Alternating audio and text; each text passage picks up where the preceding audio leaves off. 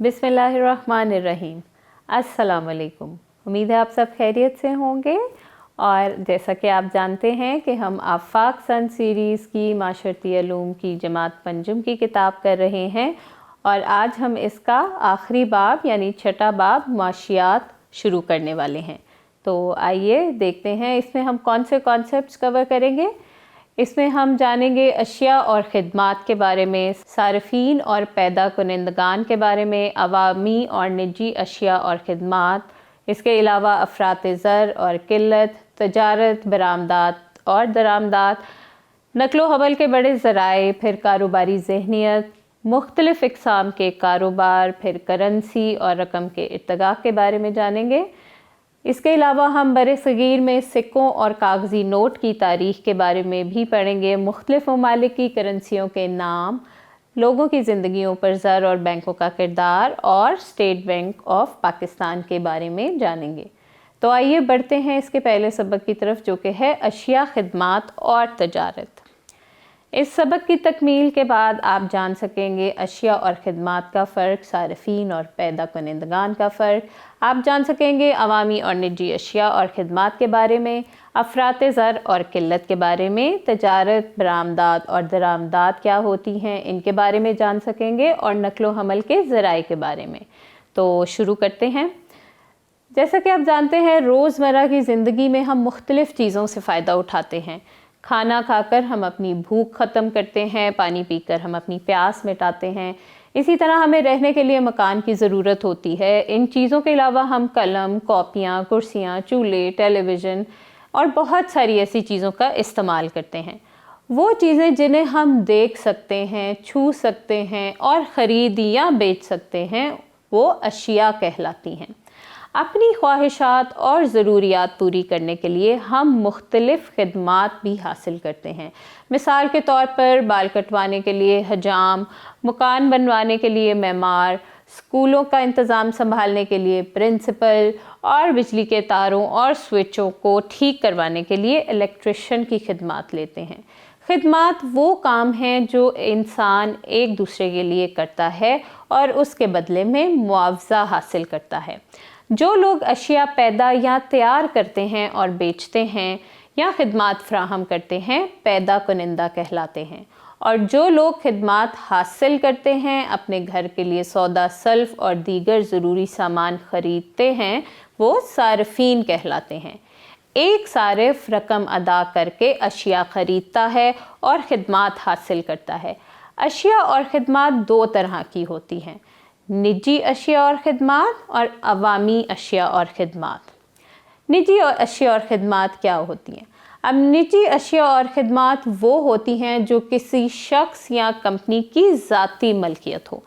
निजी अशिया और ख़िदमात का शोबा बराह रास्त हुकूमत की मलकियत नहीं होता। निजी शोबा मुनाफा कमाने के लिए अशिया और ख़िदमात मुहैया करता है। इन अशिया और ख़िदमात में निजी तालीम, टेलीमुवासलात, तामीरात, दवासाजी, होटलों की सनत, तजारती बैंकारी और दीगर कारोबार शामिल हैं। अवामी अशिया और ख़िदमात, अब ये क्या होती हैं? किसी मुल्क की हुकूमत अपने शहरियों के लिए जो चीज़ें और सहूलियात मुहैया करती है, उन्हें अवामी अशिया और ख़िदमात कहा जाता है। इनमें शाहराहें, बिजली का निज़ाम, सरकारी स्कूल, ट्रांसपोर्ट का निज़ाम, फलाह व बहबूद के मंसूबे, सफाई सुथराई के महकमे, कौमी दिफा, पुलिस और फायर ब्रिगेड के इदारे, सरकारी हस्पताल और बहुत सी दीगर सहूलियात शामिल हैं।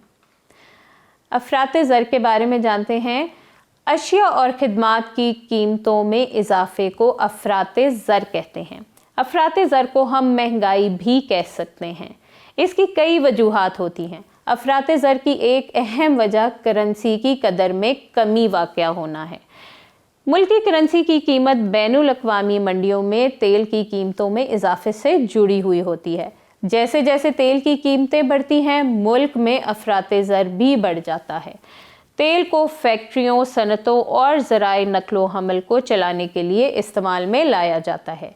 इस तरह तेल की कीमतों में इजाफा दीगर अशिया की कीमतों में भी इजाफे का बाइस बनता है। बढ़ती हुई कीमतें महंगाई पैदा करती हैं। महंगाई की वजह से सार्फिन को अशिया की फराहमी में कमी आ जाती है। अगर अशिया की तलब या मांग ज़्यादा हो और उनकी फराहमी में कमी आ जाए तो अशिया की कीमतें बढ़ जाती हैं, जिससे महंगाई में इजाफा हो जाता है। अब तजारत क्या होती है? कोई भी मुल्क अकेला अपने अवाम की खुराक और तवानाई की तमाम ज़रूरियात पूरी नहीं कर सकता। लोगों की ज़रूरियात को पूरा करने के लिए वो दूसरे ममालिक से तजारत करता है।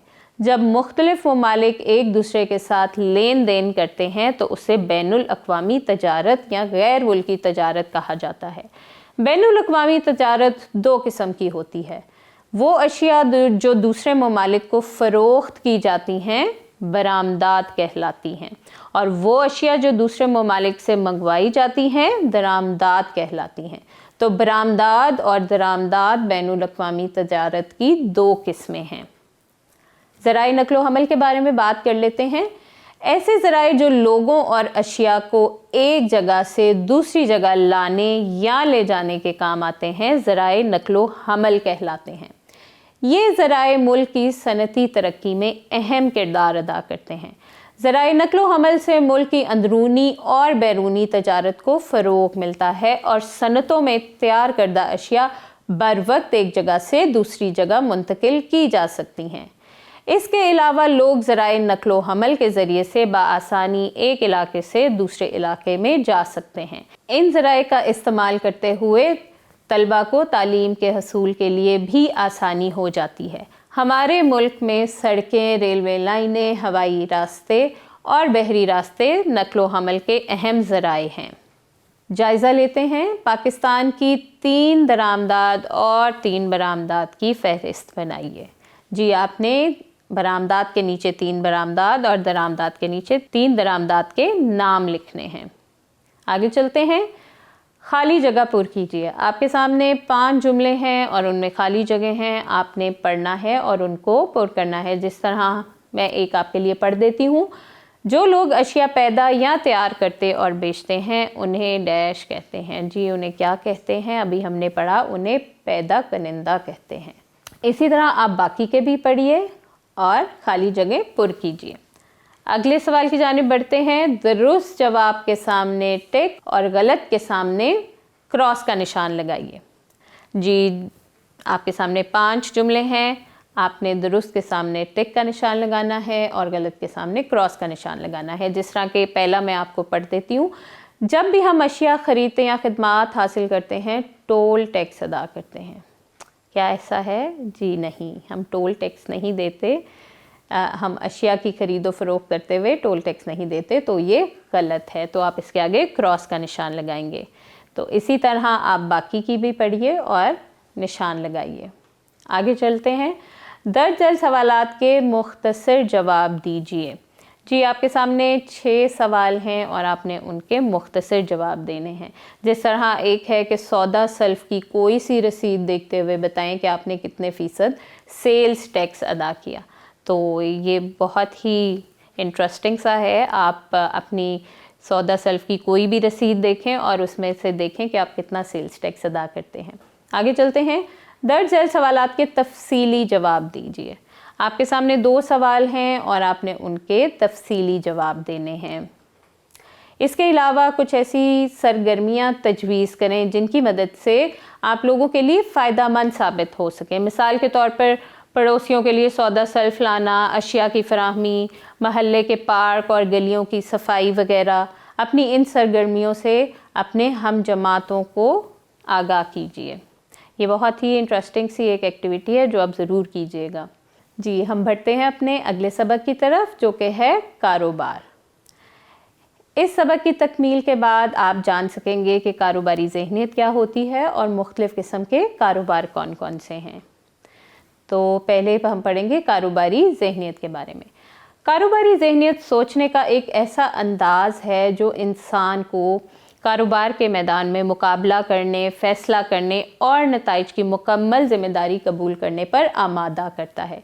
कारोबारी ज़हनियत का इस्तेमाल करते हुए एक शख्स अपने हुनर को फ़रोग़ देता है और उसे मज़ीद बेहतर बनाता है। مزید یہ کہ وہ اپنی غلطیوں سے سبق حاصل کرتا ہے اور کامیاب ہونے کے لیے ضروری اقدامات کرتا ہے۔ جیسا کہ ایک مثال ہم لیتے ہیں کہ سلمہ اپنا کاروبار شروع کرنا چاہتی ہے۔ اس نے کپڑے سینے میں مہارت حاصل کی ہے۔ وہ چاہتی ہے کہ خواتین کو سلائی کا ہنر سکھایا جائے۔ اپنی اس مہارت کی بنا پر اس نے ایک سلائی اسکول کھولنے کا فیصلہ کیا اور اس کاروبار کی نفع اور نقصان کی مکمل ذمہ داری بھی قبول کی۔ اس مقصد کے لیے وہ سرمایہ جمع کرنا شروع کرتی ہے اور سلائی سینٹر بنانے کے لیے اپنی کچھ سہیلیوں کی مدد حاصل کرتی ہے۔ اس طرح سے وہ اپنے کاروبار کا آغاز کرتی ہے۔ اب کاروبار کی کچھ اقسام ہیں جن کے بارے میں ہم پڑھ لیتے ہیں۔ نیا کاروبار شروع کرنے کا مقصد صرف ملازمت کے مواقع پیدا کرنا نہیں اور پیسے کمانا ہی نہیں ہوتا، بلکہ ایسا کچھ کرنا بھی ہوتا ہے جو دنیا میں مثبت تبدیلی لائے۔ کاروبار کئی طرح کے ہوتے ہیں، جیسا کہ چھوٹے پیمانے کا کاروبار۔ چھوٹے پیمانے کا کاروبار کم سرمایہ کے ساتھ شروع کیا جاتا ہے۔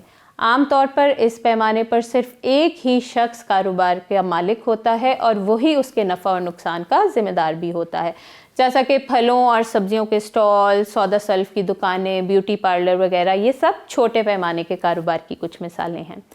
بڑے پیمانے کا کاروبار کیا ہوتا ہے؟ نسبتاً زیادہ سرمایہ سے شروع کیا جانے والا کاروبار بڑے پیمانے کا کاروبار کہلاتا ہے۔ ایک یا ایک سے زیادہ افراد بڑے پیمانے کے کاروبار کے مالک ہو سکتے ہیں۔ مشترکہ کاروبار میں نفع اور نقصان تمام شراکت داروں میں برابر تقسیم ہوتا ہے۔ بڑے پیمانے کے کاروبار میں ڈپارٹمنٹل سٹور، شاپنگ مال، فیکٹریاں اور ہوٹل وغیرہ شامل ہیں۔ بعض اوقات کمپنیاں دوسری بڑی کمپنیوں کے ساتھ مل کر بڑے پیمانے کے کاروبار کی منصوبہ بندی کرتی ہیں۔ پھر ہم بات کریں گے توسیع پذیر کاروبار کی۔ اس کاروبار میں کاروباری افراد کا مقصد دنیا کو مثبت طور پر تبدیل کرنا ہوتا ہے۔ اس کے لیے وہ بہترین ملازمین کی خدمات حاصل کرتے ہیں اور حیرت انگیز کاروباری ماڈل دکھا کر دیگر کمپنیوں یا بینکوں سے سرمایہ حاصل کرتے ہیں۔ اس نوعیت کے کاروبار میں نقصان کا خطرہ زیادہ ہوتا ہے، جیسا کہ آن لائن شاپنگ سٹور اس قسم کے کاروبار کی مثال ہے۔ اس کے علاوہ جو چوتھی قسم ہے کاروبار کی، وہ ہے سماجی کاروبار۔ سماجی کاروبار کا مقصد صرف منافع حاصل کرنا نہیں ہوتا، بلکہ معاشرتی بھلائی بھی ہوتا ہے۔ اس طرح کے کاروبار ایسی نئی مصنوعات متعارف کرواتے ہیں اور خدمات پیش کرتے ہیں جو لوگوں کے لیے فائدہ مند ثابت ہوتی ہیں۔ یہ کاروبار منافع کے حصول کے ساتھ ساتھ لوگوں کی زندگیوں میں بھی تبدیلیاں لاتے ہیں۔ تعلیمی ادارے، بینک اور فلاحی خدمات کے ادارے سماجی کاروبار کی چند مثالیں ہیں۔ آئیے جائزہ لیتے ہیں۔ چند ایسے کاروبار کی فہرست بنائیں جو آپ مستقبل میں کرنا چاہتے ہیں۔ اس میں سے اپنے پسندیدہ کاروبار کا انتخاب کریں اور پسند کی وجہ بھی لکھیں۔ جی تو یہ بہت ہی ایک انٹرسٹنگ سا سوال ہے، تو آپ نے اس کا جواب جو دی گئی لائنیں ہیں ان پر لکھنا ہے۔ آگے چلتے ہیں، خالی جگہ پر کیجیے۔ جو کاروبار کم سرمایہ کے ساتھ شروع کیا جاتا ہے اسے کیا کہتے ہیں؟ جی اسے چھوٹے پیمانے کا کاروبار کہتے ہیں۔ اسی طرح آپ باقی کے بھی پڑھیے اور خالی جگہ پر اس کا درست جواب ہے وہ لکھیے۔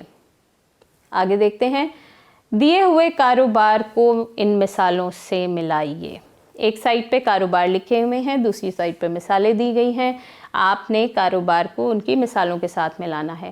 جس طرح کے چھوٹے پیمانے کا کاروبار، جی ابھی ہم نے پڑھا تھا جیسے سودا سلف کی دکانیں اور بیوٹی پارلر، یہ چھوٹے پیمانے کے کاروبار ہیں۔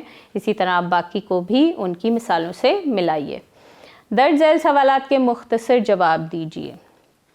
آپ کے سامنے 5 سوالات ہیں، آپ نے ان کے مختصر جواب دینے ہیں۔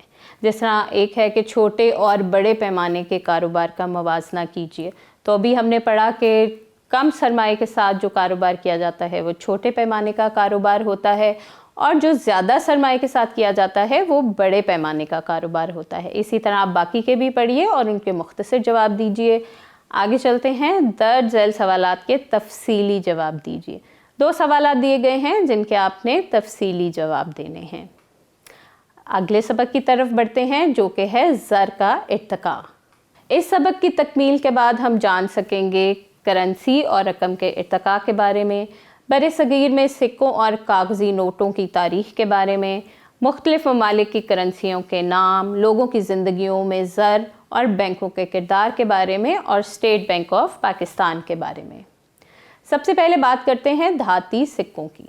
तकरीबन 600 कबल मसीह में लीडिया यानी कि जो मगरबी तुर्की है, वहाँ के लोगों ने सोने और चांदी के मुरक्कब से तैयार करदा सिक्के मुतारिफ़ करवाए।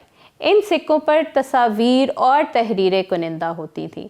इन सिक्कों का वज़न बहुत ज़्यादा होता था और उन्हें एक जगह से दूसरी जगह ले जाना आसान नहीं था, इसलिए इन सिक्कों ने कागज़ी नोटों की ज़रूरत को उभारा। अब कागज़ी रकम कब आई? सबसे पहले कागज़ी नोट चीनियों ने मुतारिफ़ करवाए।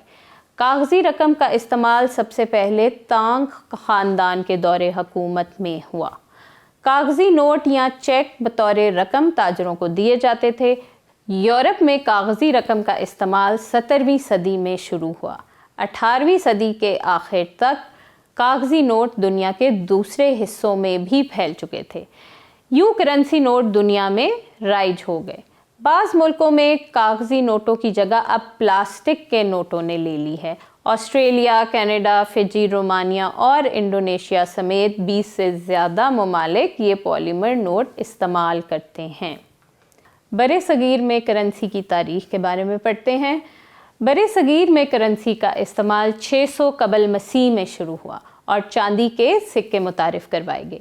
इन सिक्कों पर इलामात नक्श होती थीं और उन्हें पाना कहा जाता था। मौर्य ख़ानदान के हुक्मरानों ने 3री सदी कबल मसीह में मुख्तलिफ़ शक्लों के सिक्के मुतारिफ़ करवाए। इन पर भी इलामात कुनिंदा होती थीं। ये सिक्के सोने, चांदी, तांबे और सीसे से तैयार किए जाते थे। बाद इज़ा किशन बादशाहों ने ऐसे सिक्के मुतारिफ़ करवाए जिन पर बादशाहों की तस्वीर बनी होती थी।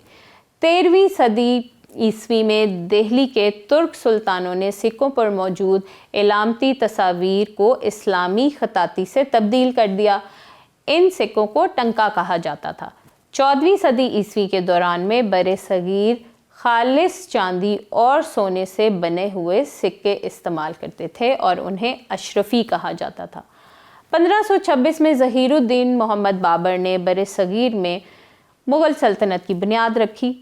मुग़ल बादशाहों ने पूरी सल्तनत में सिक्कों का यकसा निज़ाम कायम किया। उनके अहद में सोने, चांदी और तांबे से सिक्के तैयार किए जाते थे। अफ़गान हुक्मरान शेर शाह सूरी ने अपने दौरे हुकूमत में एक चांदी का सिक्का जारी किया जिसे रुपया का नाम दिया गया।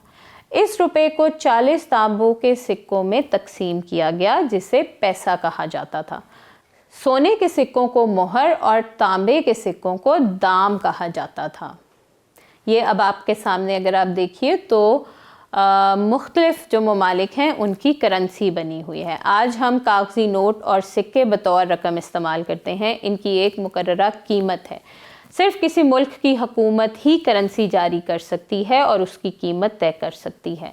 मुख्तलिफ ममालिक के करेंसियों के नाम आपके सामने हैं, जैसे रुपया पाकिस्तान का है, डॉलर अमेरिका का है, फिर सऊदी अरब में रियाल इस्तेमाल होते हैं और इंग्लिस्तान में पाउंड का इस्तेमाल किया जाता है। अब बैंकों के बारे में बात कर लेते हैं कि बैंक क्या होते हैं। आप अक्सर लोगों से बचत, अकाउंट, डिपॉज़िट और ट्रांजैक्शन जैसे अल्फाज सुनते होंगे। ये मखसूस अल्फाज बैंकों से मुतल्लिक हैं। बैंक एक ऐसा मालियाती और तिजारती इदारा है जो कि लोगों की रकम महफूज करता है। आम तौर पर लोग अपनी बचत को बैंक अकाउंट में रखते हैं। बैंक मुख्तलिफ अफराद, ख़ानदानों और हुकूमतों के साथ माली मामलात तय करते हैं।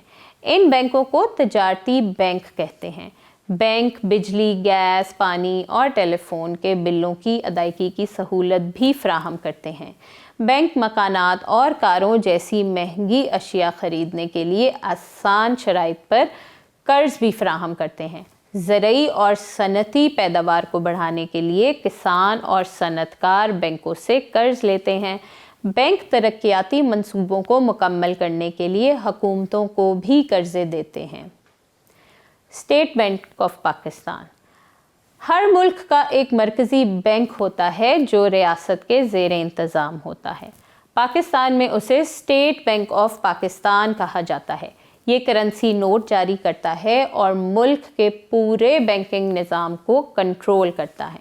स्टेट बैंक ऑफ पाकिस्तान बराह रास्त अवाम के साथ मामलात तय नहीं करता। ये तजारती बैंकों को मुख्तलिफ पॉलिसियों के बारे में रहनुमा असूल जारी करता है। आपके सामने स्टेट बैंक ऑफ पाकिस्तान की बिल्डिंग की एक तस्वीर भी है। ये स्टेट बैंक ऑफ पाकिस्तान की तस्वीर है। अब एक जायज़ा लेते हैं, एक एक्टिविटी है। दर्ज झैल ममालिक की करेंसियों के नाम लिखिए। जी, आपके सामने ममालिक लिखे गए हैं और उसके सामने करेंसी की जगह खाली है। आपने हर मुल्क की करेंसी का नाम लिखना है। जिस तरह अभी हमने पढ़ा भी है, पाकिस्तान की जो करेंसी है उसका नाम रुपया है, अमेरिका की जो करेंसी है उसका नाम डॉलर है। तो आपने इसी तरह बाकी ममालिक की करेंसियों के नाम उनके सामने लिखने हैं। आइए मश्क की जानिब बढ़ते हैं। दुरुस्त जवाब का इंतखाब कीजिए। आपके सामने 5 सवालात हैं, हर एक के साथ ऑप्शंस दी गई हैं। आपने जो दुरुस्त ऑप्शन है उसको चूज़ करना है। जिस तरह मैं एक पढ़ देती हूँ। कागज़ी रकम मुतारिफ़ करवाई। जी, अभी हमने पढ़ा भी था। यहाँ पर 4 ख़ानदानों के नाम लिखे हुए हैं, सूरी ख़ानदान, खलीजी ख़ानदान, मायान ख़ानदान और तांग ख़ानदान। तो अभी हमने पढ़ा कि इसका सही जो जवाब है वो है तांग ख़ानदान। इसी तरह अब आप दूसरे सवाल की तरफ देखिए। कॉलम अलिफ को कॉलम बे से मिलाइए। जी, आपने कॉलम अलिफ में दी गई जो करेंसी है उसको कॉलम बे से मिलाना है। जिस तरह के अगर मैं बात करूं, पहले जो लिखा हुआ है क्रेडिट कार्ड, वो कब मुतारिफ़ हुआ? जी, आप देखिए 1200 कबल मसीह, 600 कबल मसीह, 20वीं सदी, 14वीं सदी। तो जैसा कि हम सब जानते हैं कि क्रेडिट कार्ड 20वीं सदी में मुतारिफ़ हुआ, तो आपने इसको मिला देना है। इसी तरह आप बाकी के भी पढ़िए और उनको सही जो उनका जवाब है उसके साथ मिलाइए। दर्ज झैल सवालात के मुख्तसर जवाब दीजिए। आपके सामने 5 सवाल हैं जिनके आपने मुख्तसर जवाब देने हैं। जिस तरह एक मैं आपके लिए पढ़ देती हूँ कि पाकिस्तान के मरकज़ी बैंक का क्या नाम है। अभी हमने पढ़ा कि पाकिस्तान का जो मरकज़ी बैंक है उसका नाम है स्टेट बैंक ऑफ पाकिस्तान। इसी तरह आप बाकी के भी पढ़िए और उनके मुख्तसर जवाब दीजिए। आगे चलते हैं। दर्ज झैल सवालात के तफसीली जवाब दीजिए। जी, आपके सामने 2 सवाल हैं जिनके आपने तफसीली जवाब देने हैं। इसी तरह दी हुई करेंसी के बारे में मालूमात इकट्ठी करके लिखें कि हर एक करेंसी कितने पाकिस्तानी रुपयों के बराबर है। जी, आपके सामने 3 करेंसी लिखी हुई हैं और आपने मालूम करना है कि हर करेंसी कितने पाकिस्तानी रुपयों के बारे में है। ये आपका होमवर्क है। जी, मुझे उम्मीद है आपको आज के सबक की बहुत अच्छी तरह समझ आ गई होगी। आपका बहुत बहुत शुक्रिया। जज़ाकुमुल्लाहु खैरन।